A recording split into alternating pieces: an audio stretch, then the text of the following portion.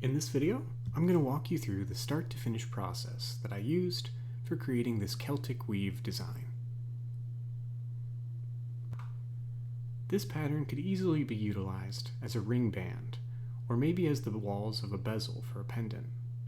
Let me know in the comments below what you'd like to see me put together a tutorial on utilizing this design. This pendant was made using a modified version of this pattern.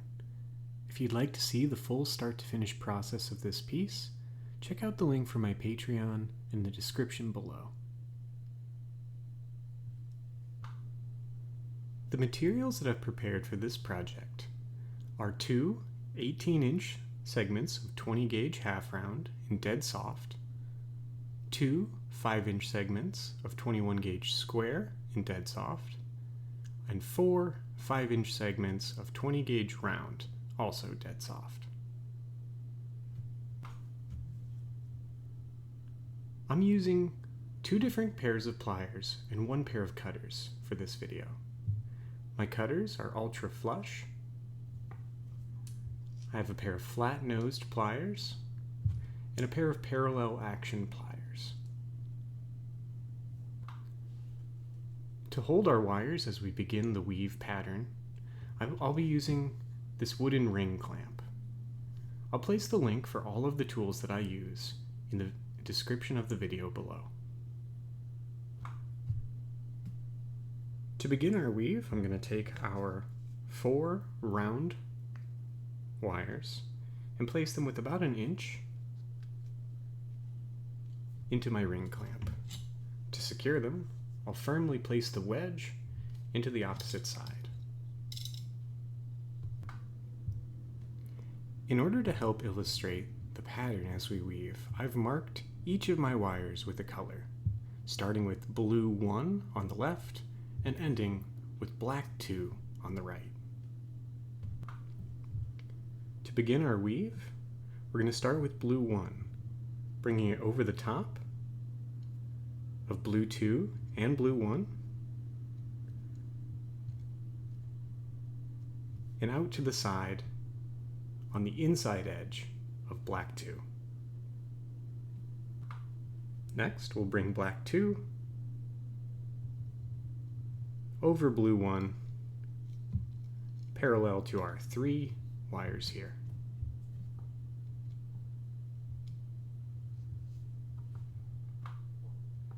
Next, we're going to take blue 2 and repeat the same pattern, bringing it over the top of black 1 and black 2,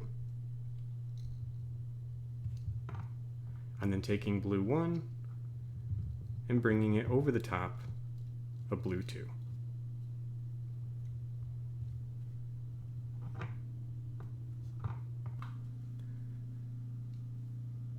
Next, we take black 1, bringing it in the same way over the top of black 2 and blue 1, and then folding blue 2 over the top of that one.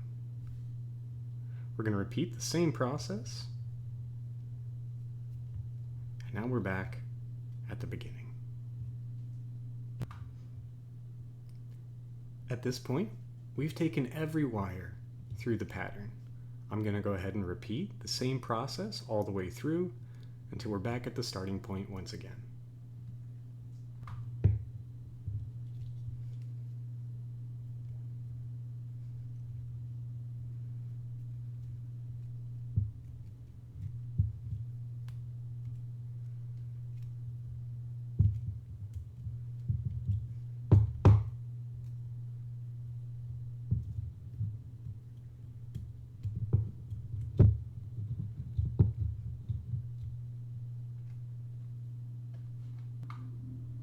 Once we have blue 1 back to the leftmost once again, I'm going to take my parallel action pliers and flatten our weave together. I'm putting gentle pressure just to squish all 4 of our wires together into place. I'm going to rotate it 90 degrees and do the same very gently to the sides and then back to the surface one more time.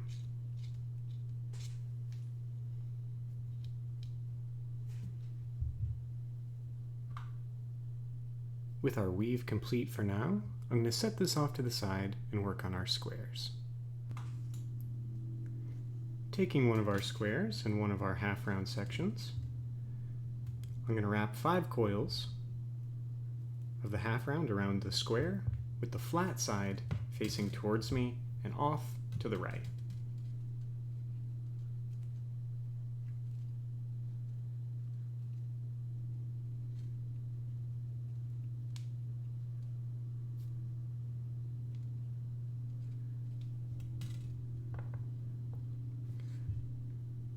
The end of our coil should be about 1 inch from one end of our wire.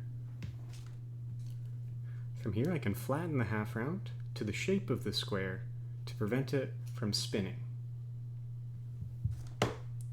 This short tab I'm going to go ahead and trim. And now this wire is ready to incorporate into our pattern.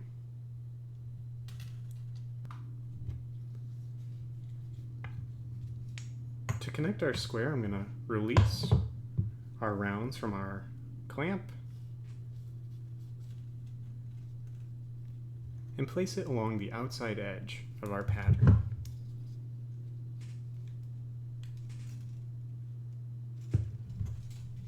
Once I have all 5 of my wires now, I can replace the wedge to secure it into place to continue our pattern.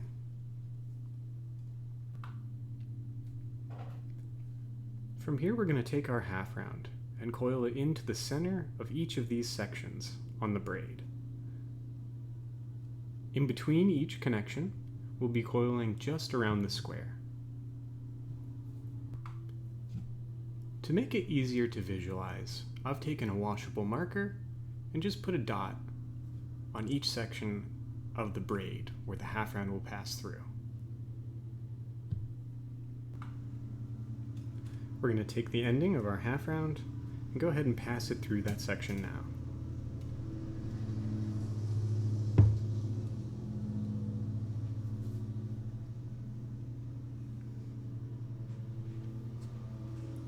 Once it's passed through the braid, we can flatten it into place. From here, I'm going to coil just around the square until we're ready to get to the next section.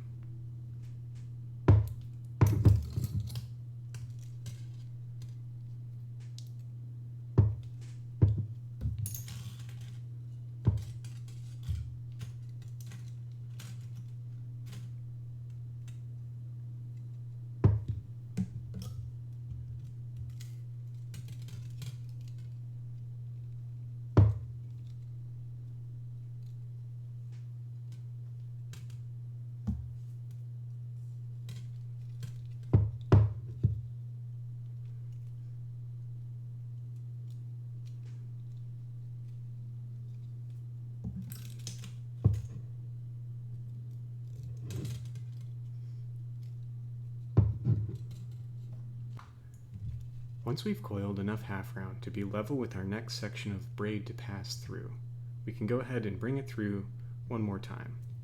I had a total of 7 coils.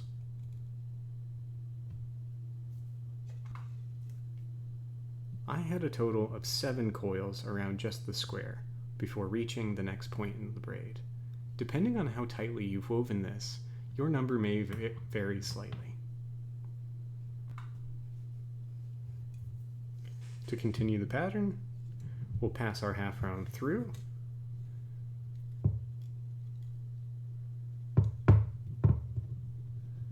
making sure that it sits snugly into place before flattening it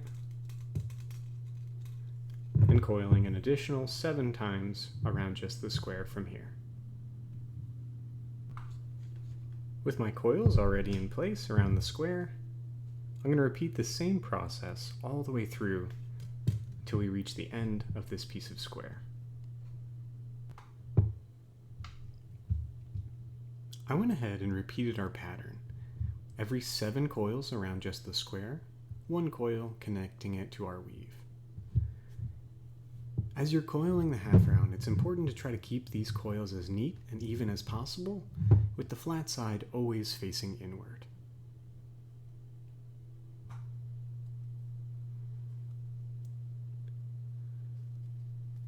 I'm going to finish this by connecting it to black 2 on the outside edge.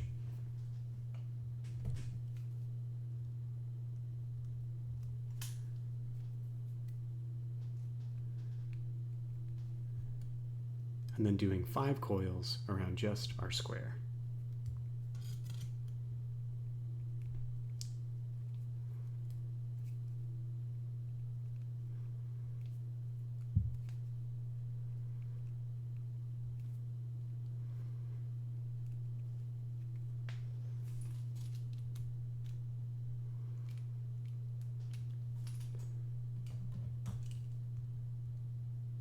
I take my cutters and trim my excess wire off. Make sure that that tab is flattened to the square before moving on to our second square.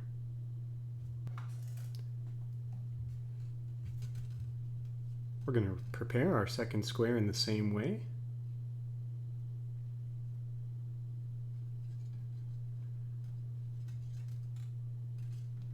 Once we have those 5 coils around the base, we can trim that ending short and secure it flat to the edge of the square.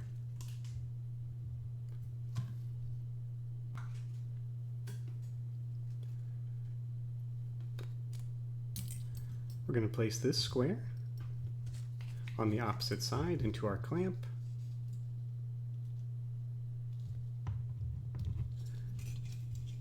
And secure it by placing the wedge.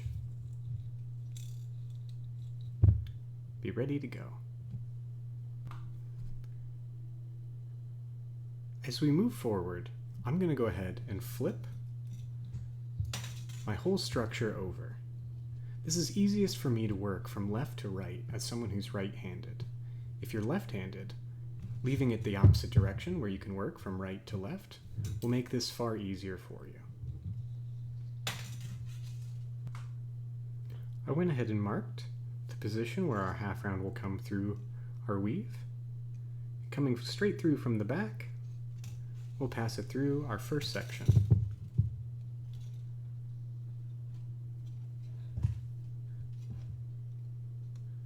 From here, we'll add our 7 coils around the square and continue the pattern all the way down. Now that I have my 7 coils, I'm going to pass it through once again and work my whole way down the rest of our weave. Each section of half round tie-in should be equally spaced across the pattern from each other. I went ahead and wove through the rest of the pattern. And from here we can go ahead and cut our half round short on this side as well, pinching that firmly into place, and then taking our parallel action pliers and flattening the whole weave itself.